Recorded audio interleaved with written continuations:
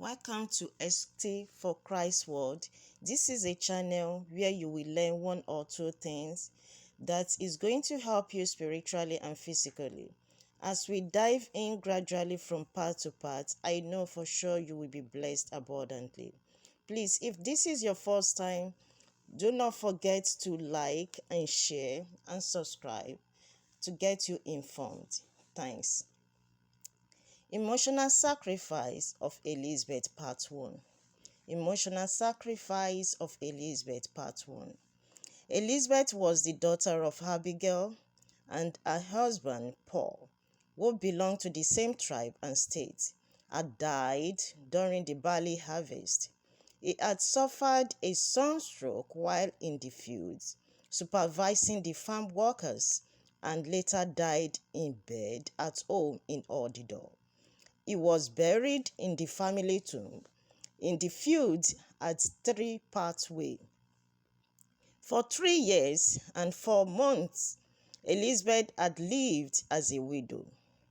In her grief, she built a little shelter on the roof of her house and lived there, wearing sackcloth. Elizabeth fasted during the entire period, except when fasting was forbidden, the day before the Sabbath, and the Sabbath himself, the eve of the new moon festival and the festival himself, and all the festival and holidays observed by the people of Odidor. Elizabeth was a very beautiful woman.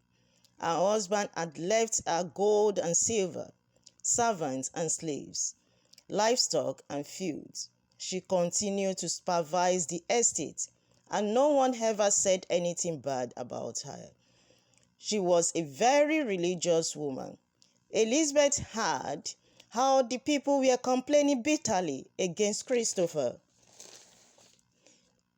that the water shortage had broken their morale. She learned that in answer to their complaints, Christopher had promised to surrender the town to Uboka. After 5 days, Elizabeth sent a slave, the woman who managed her business affairs, to invite Christopher, Daniel, and James, and the town officials to her home. I will stop here. The story would continue for part 2. The 4 seconds to answer my questions will be given a special recognition on my next video, Esty4Christ. Remain blessed. And these are the questions